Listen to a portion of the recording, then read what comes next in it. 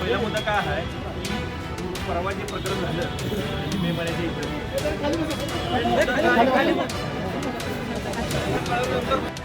नमस्कार. विकास पाटील, इनामधामणी. काल जी घटना घडलेली आहे इनामधामणीतली, त्याचा जर त्याच्याकडे जर मानवीच्या दृष्टिकोनातून बघितलं आपण, एका मुलासोबत समोर त्याच्या बापाचा खून होणं किती वाईट घटना आहे तुम्ही जरा विचार करू शकता. त्या मुलावर काय आघात झाला असेल, समोर आपल्या बापाचा खून जातोय का, कशामुळे ही घटना घडायला लागली आहे. व्यसनाधीनपणा किती आमच्या धामणीभोवती आम्ही किती सहन करायचं तर रोज उठून रोजचं रोज आहे. आमच्या शेतात आम्हाला जायला आम्हाला त्रास व्हायला लागला आहे. रोज माणसं डायरेक्ट चाकू आणि हे कोयता वगैरे त्यांच्याकडे असतो, नाही पडलं तर दगड तर असतोच लोकांच्याकडे.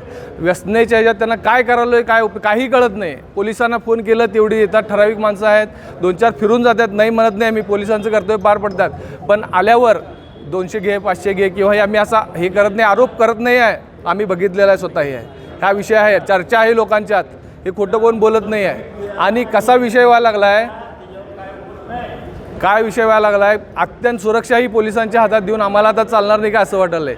ह्या सगळ्या नशाखोरीच्या ह्याच्यात मला वाटतं नागरिक जागृती मंचनं स्वतःला स्वपरवाने द्या म्हणून त्यांनी मागणी केली आहे. आता आम्हाला पण तीच वेळ आलेली आहे. रोज कोण उठून तुम्हाला पोलिसांना बोलवणार आहे. आमचं स्वसंरक्षण आम्ही करायला पाहिजे. पोलिसांना फोन केलं, आलो म्हणतात, येता म्हणतात, आल्यावर हद्दीचा वाद असतो. काल झालेली ही घटना दोघांचे, विश्रामबाग आणि ग्रामीण, त्यांनी म्हणतात तुमच्यात आहे, यांनी म्हणतात आमच्यात आहे. ह्याच्यात भांडणं झालेलं आहे. त्याच्यामुळं ते पोलिसांच्यावर राहावं की नाही राहावं हा आता प्रश्न पडलेला आहे.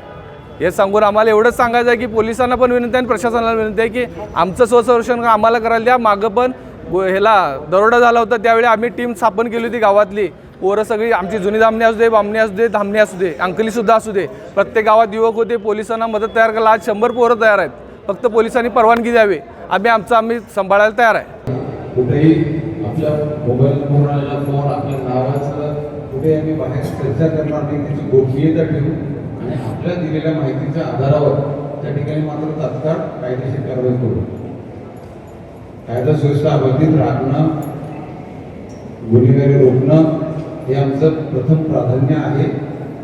वर्षभर आम्ही इतरही काही कर्तव्य पार पाडतो, पण त्यामध्ये आम्ही ह्याला पहिलं प्राधान्य देतोय आणि त्यामध्ये आपल्या सर्वांचं सहकार्य लागेल, आपली मदत लागेल. आणि मला अपेक्षा आहे की तुम्ही मदत वेळोवेळी करणार.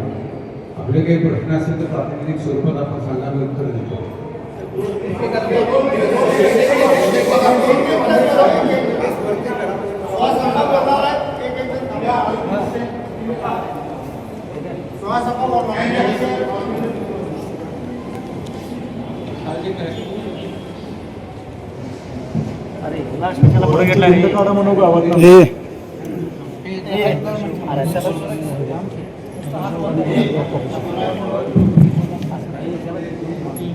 जे तरतूद आहे त्याप्रमाणे आरोपींना मान्य न्यायालयासमोर हजर करणे आणि कोठडी पोलिसांची असेल किंवा मान्य न्यायाधीशांची असेल ती कोठडी आम्ही घेऊ शकतो आणि वेळेच्या आत दोषपत्र आरोपीविरुद्ध जाईल, जेणेकरून जोपर्यंत या केसचा निकाल लागत नाही तोपर्यंत आरोपी तुरुंगामध्ये राहतात.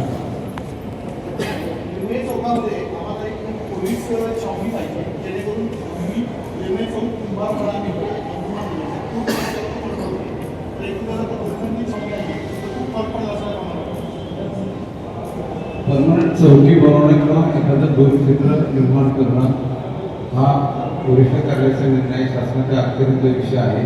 परंतु पोलीस अधीक्षक म्हणून माझ्या सांगलीमध्ये जे सर्वसामान्य माणसांचे मुडदे पडत आहे त्यांना सर्वस्वी जबाबदार पालकमंत्री आणि त्यांचा टास्क फोर्स आहे. नशेबाजांच्या घराण्यात ते शहर सापडलेलं आहे आणि नशेबाजांच्यावर बंदोबस्त करायचं सोडून जिल्हा पोलीस प्रमुख गाण्याच्या कार्यक्रमात रंग भरत आहे, हे त्यांना शोभनीय नाही. लोकांची जीव एवढे सोपे झालेले आहेत का? कोण तर दारूची नशा करतं, नशेच्या गोळ्या खातं आणि एखाद्या चौकात उभा राहतात जाणाऱ्या सामान्य माणसाच्या डोक्यात दगडवर त्याचा खून होतो. हे कशाचं होतं काय? खातं याकडे बघणार आहे का नाही? गृहमंत्री याकडे बघणार आहेत का नाही? जर पालकमंत्र्यांनी आणि मंत्रिस्थ झालेल्या सांगली जिल्ह्यातील लोकप्रतिनिधींनी याकडे लक्ष दिलं नाही तर जनतेला रस्त्यावर हातात गाडकं घेऊन उतरावं लागेल. बिहारसारखी परिस्थिती, गंगाजल पिक्चरसारखी परिस्थिती तुम्ही या महाराष्ट्रात आणताय का? सांगली जिल्ह्यात आणताय का? सांगली शहरात आणताय का? हा प्रश्न आमचा आहे. तर वेळेवर या बाबतीत तुम्ही कुठली प्रक्रिया चालू केली नाही, गुन्हेगारांच्यावर आणि नशेबाजांच्यावर तुम्ही कारवाई चालू केली नाही तर जनतेला रस्त्यावर उतरवल्याशिवाय आम्हाला पर्याय राहणार नाही. भयमुक्त आणि नशामुक्त आंदोलनाच्या वतीनं आज आम्ही आवाहन करतोय.